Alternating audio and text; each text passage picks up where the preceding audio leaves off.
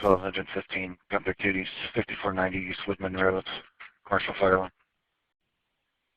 Dispatch Engine 15. Go ahead. We do have a small fire in this Gunther Toody's diner. Can you fill out a structure fire alarm, call it a working fire, and give us a command channel? Copy. You'll be on command for structure fire and send a working complement. I copy. Engine 15 was sent as a single resource response to a commercial fire alarm. It was a rainy, foggy evening, so visibility from the weather wasn't that great. As we pulled up to what became the Bravo Charlie corner, we actually did a full 360 with our engine.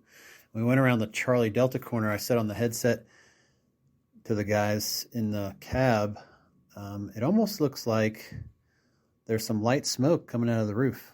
We parked at the Alpha Bravo corner, and I got out with the firefighter. He had a set of irons, and I had the Knox keys. And as I walked up to the front door, sure enough, you could see flames across the dining room on the stovetop or the grill. It was probably 4 feet wide and flame lengths of 2.5, 3 feet, kind of right into that hood system. So it looked like a pretty straightforward fire on initial appearance. There was just a light haze across the dining room of maybe 12 to 18 inches off the drop ceiling. But all the lights were on inside and the blinds were open. So we had really good visibility of what we thought was a grease fire on the stove. Once I determined that this was a working fire, I gave a brief description to dispatch and said, please fill out the alarm for a structure fire. This is a working fire. This will be a command 4 report of a working structure fire. Bravo 12, Engine 15, Engine 20, Squad 21, Truck 19, Rescue 17, Battalion 4, Battalion 3, 74, Hazmat 14, Truck 10, Gunther Toody's Restaurant, 5490 East Woodman Road, on a working structure fire. All responding units from command. This is a kitchen fire. We are making an offensive attack with engine 3/4. We are on tank water, so second engine water supply. We do have IRIC established with engine 15. Command engine 15 set. Go for command. Fire was on the stove. It's knocked down. Engine 15 firefighter searching the back of the structure.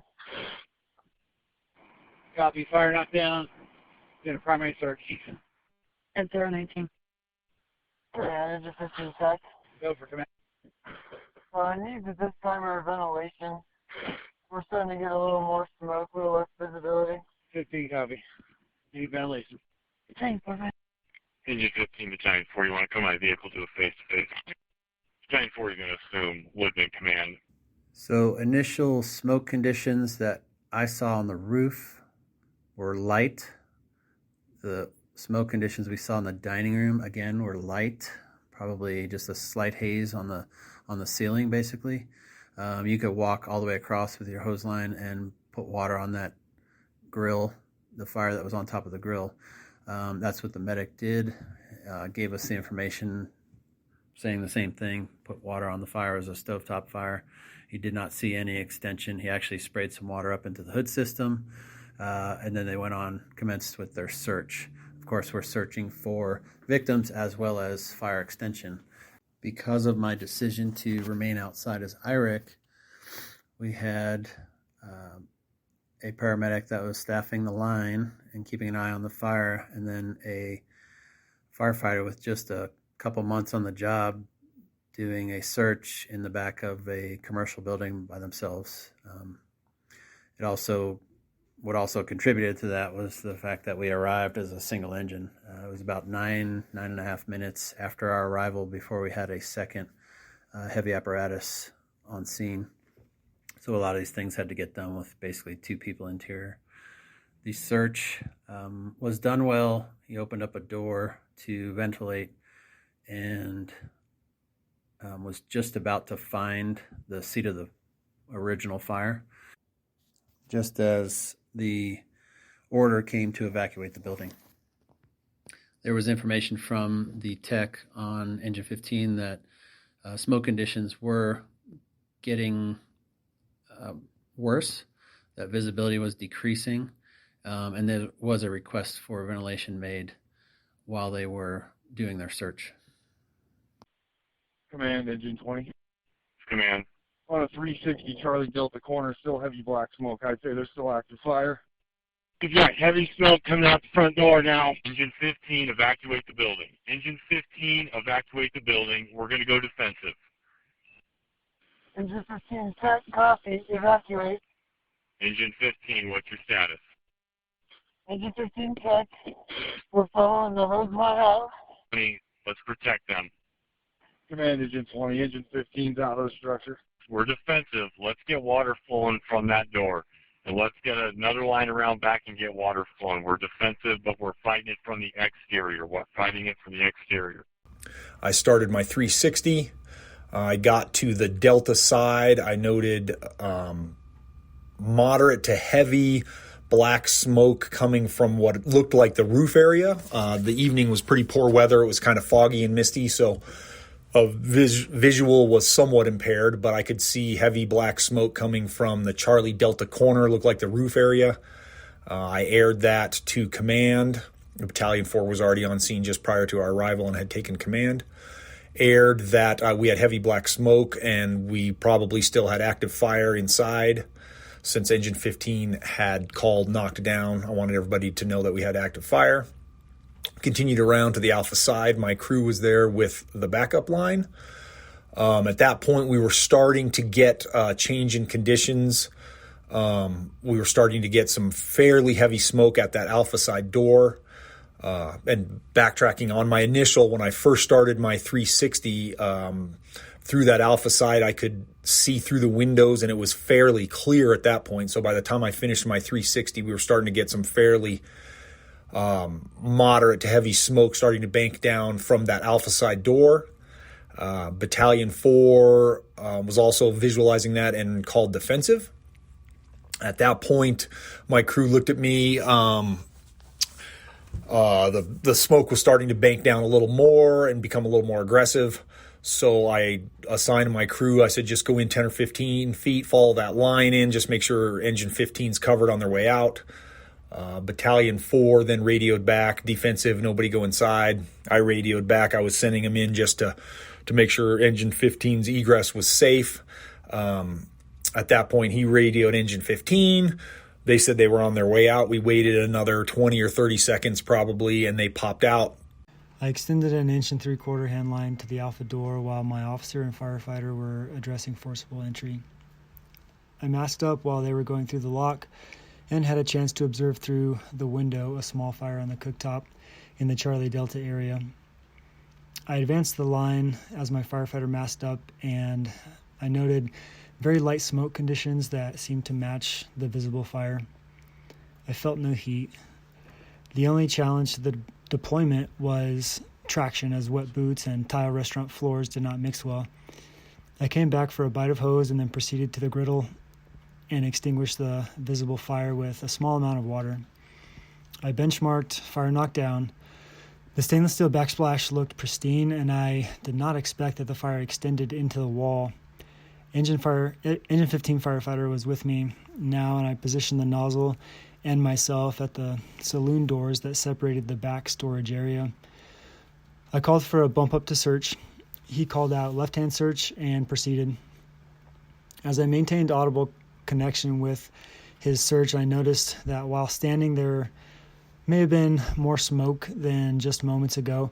I walked around the corner to see if the grill had reignited, but it had not. I walked back and made verbal connection with Engine 15 firefighter as he continued to search.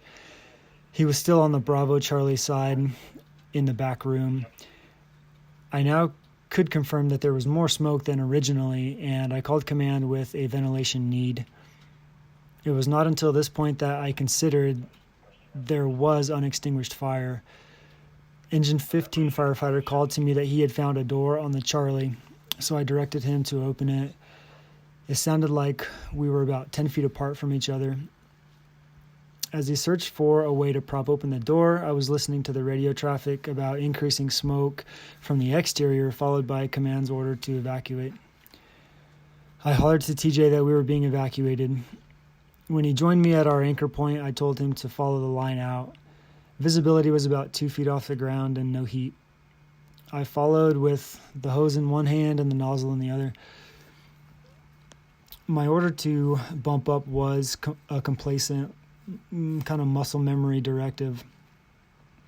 I was thinking about getting my fourth class experience of the post-extinguishment tasks, and I was not actually expecting him to find hidden fire or victims, which of course is not the proper mindset.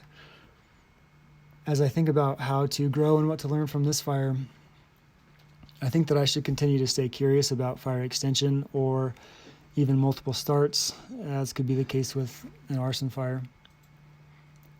Also, I should have corrected the orientation of the search to a right orientation, which would have been closer to behind the griddle that we extinguished.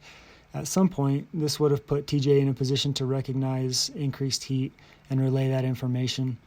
Prior to my arrival, the Engine 15 paramedic on the nozzle reported that the fire was knocked down and they were conducting a primary search.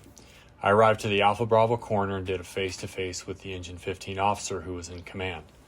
I assumed command from him and assigned the next engine, which was Engine 20, to establish a water supply and pull a backup line off of Engine 15.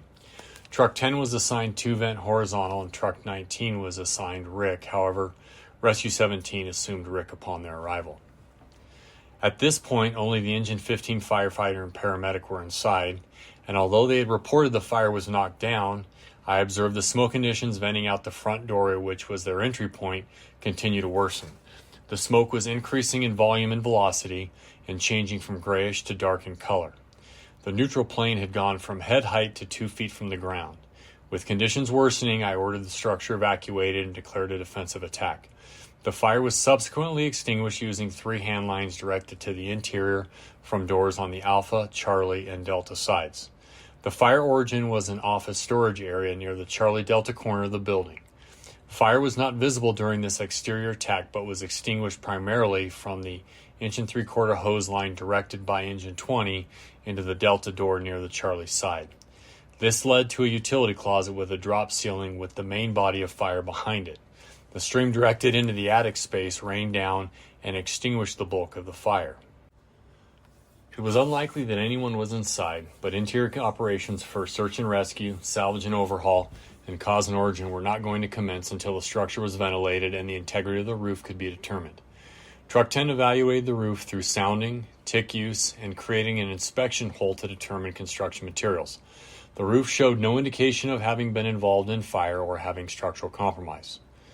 The structure was ventilated via roof hatch and also via positive pressure ventilation, with the fan placed at the front Alpha door and an exit point at the rear Charlie door.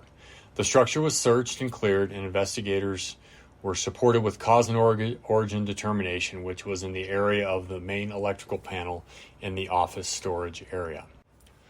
The following are lessons learned from this incident.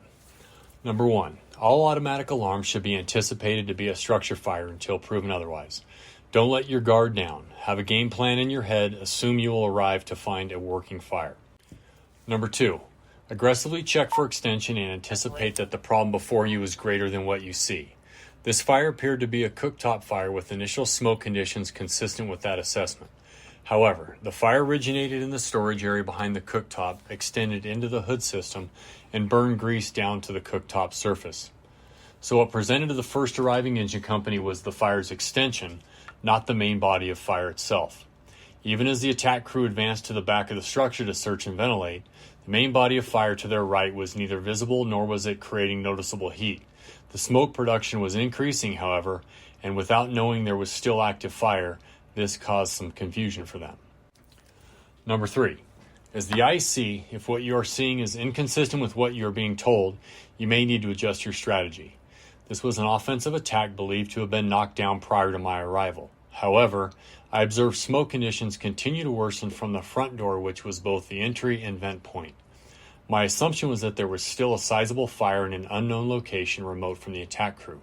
With this situation worsening, I called for the attack crew to evacuate the building and declared a defensive strategy, and the fire was fought from the exterior with hand lines directed through doors on the Alpha, Charlie, and Delta sides. Number 4. Understand building construction and the associated hazards. This was a non-combustible standalone restaurant with an open web truss roof with plywood decking, foam insulation, and a rubber membrane. Open web trusses have wood top and bottom cords with steel web members, so technically they do not meet all the criteria for non-combustible construction or ordinary construction. Because flames were never visible and a defensive strategy was declared, the roof structure was presumed to be compromised until proven otherwise. Therefore, prior to making any entry for search and salvage and overhaul, the structure needed to be ventilated and the roof needed to be evaluated. We weren't going to put anybody in the structure and under a roof without knowing its integrity. Number 5.